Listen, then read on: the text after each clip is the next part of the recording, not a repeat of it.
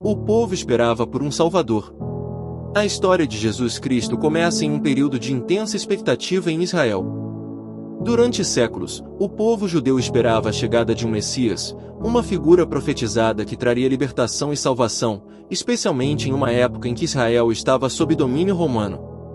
Era uma nação em busca de esperança e liberdade, e o Messias deveria representar essa promessa.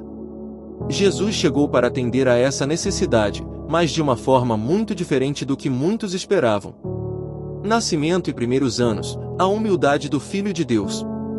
De acordo com os evangelhos de Mateus e Lucas, o nascimento de Jesus ocorreu de forma extraordinária.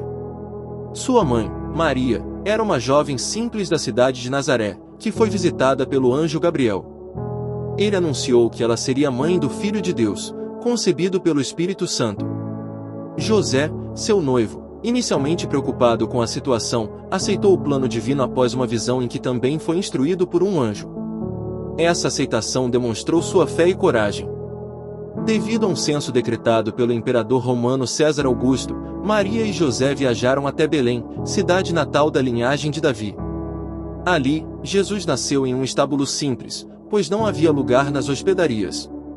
Esse nascimento humilde, em uma manjedoura, mostrava a natureza acessível de Jesus, um rei, mas também um servo, que estava entre os homens de maneira simples.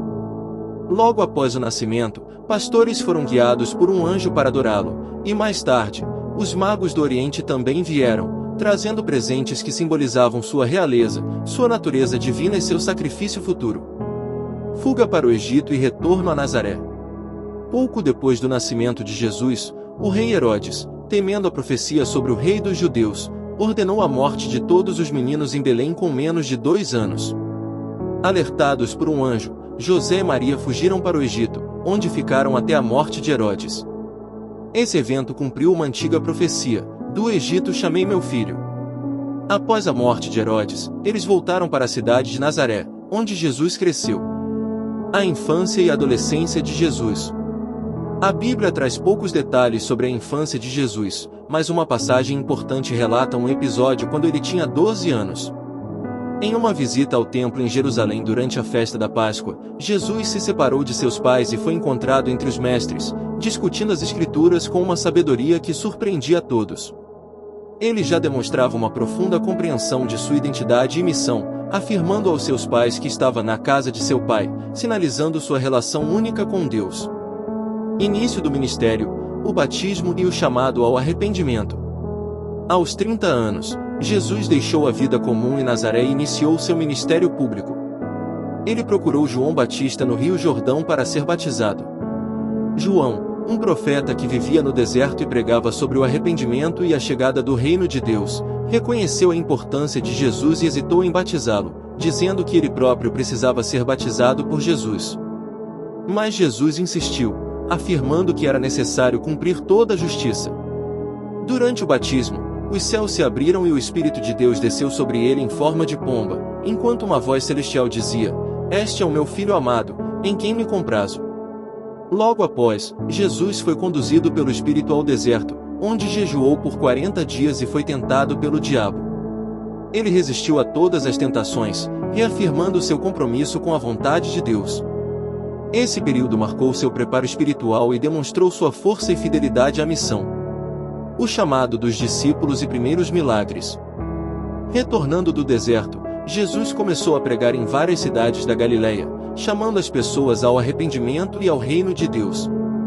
Foi nessa época que ele escolheu seus 12 discípulos, homens simples como pescadores e cobradores de impostos, que o seguiriam e aprenderiam diretamente com ele. Esses discípulos, mais tarde, se tornariam pilares da igreja e levariam seus ensinamentos ao mundo.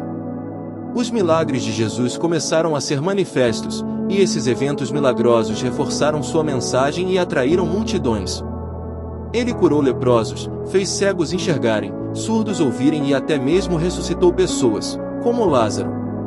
Cada milagre carregava um significado profundo, mostrando que o reino de Deus não era apenas espiritual, mas também uma transformação concreta e imediata da realidade. O Sermão da Montanha, a essência dos ensinamentos de Jesus. Um dos momentos mais icônicos do ministério de Jesus é o Sermão da Montanha. Nele, ele apresentou as bem-aventuranças, descrevendo os valores fundamentais do reino de Deus. Jesus ensinou que o reino é para os pobres de espírito, para os que choram, os humildes e os misericordiosos. Ele também desafiou os ouvintes a serem a luz do mundo e o sal da terra, incentivando-os a viver uma fé prática e verdadeira. Esse sermão era um contraste com a religião da época, pois Jesus enfatizava a pureza do coração, o amor aos inimigos e o perdão incondicional. Ele também resumiu os mandamentos com uma nova lei: amarás o Senhor teu Deus de todo o coração, e ao teu próximo como a ti mesmo. A entrada triunfal em Jerusalém e os conflitos crescentes. Perto do fim de seu ministério, Jesus entrou em Jerusalém montado em um jumento, cumprindo outra profecia que dizia que o Messias viria de forma pacífica. O povo recebeu com ramos de palmeiras, clamando Hosana ao filho de Davi. Essa recepção real incomodou as autoridades, que temiam sua influência. Jesus foi ao templo e, ao ver os comerciantes que exploravam o povo, expulsou-os com indignação, dizendo: minha casa será chamada casa de oração. Esse ato confrontava diretamente a hipocrisia das autoridades religiosas e aumentava a tensão entre Jesus e os líderes de Jerusalém. A última ceia e o jardim do Getsemane.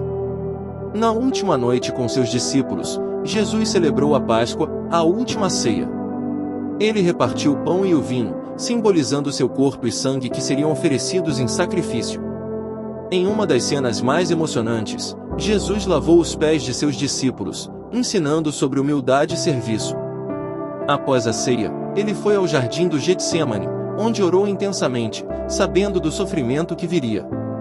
Em um momento de agonia, pediu que Deus afastasse aquele cálice, mas, em submissão, aceitou: seja feita a tua vontade.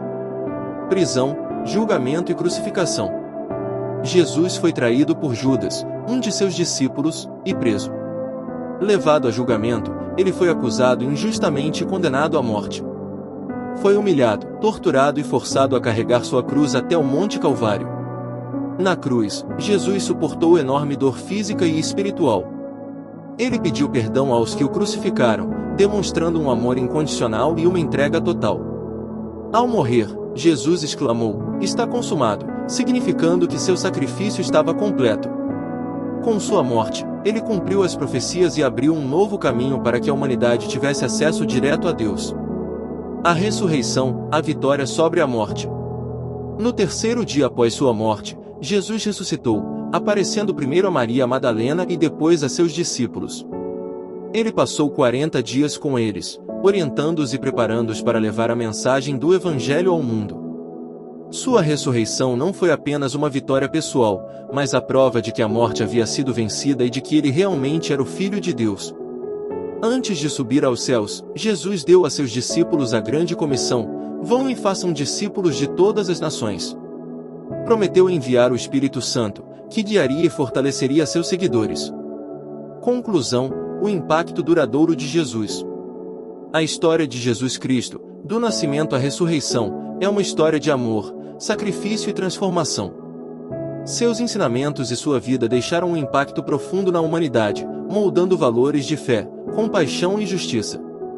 A mensagem de Jesus continua a ressoar, chamando todos a uma vida de amor, perdão e esperança. Essa é a história de Jesus Cristo, uma história de amor e redenção que transformou o mundo. Se você gostou deste conteúdo, aprendendo um pouco da história de Jesus Cristo, então quero te fazer 2 convites. O primeiro é para você começar a ler a Bíblia, não pela religião, mas pelos ensinamentos deste livro que transcende qualquer religião. O segundo convite é para se inscrever no canal, deixe o seu like, compartilhe esse vídeo, pois iremos trazer sempre histórias e curiosidades para vocês. Queremos fazer um pouco a nossa parte de ajudar a educar com informação.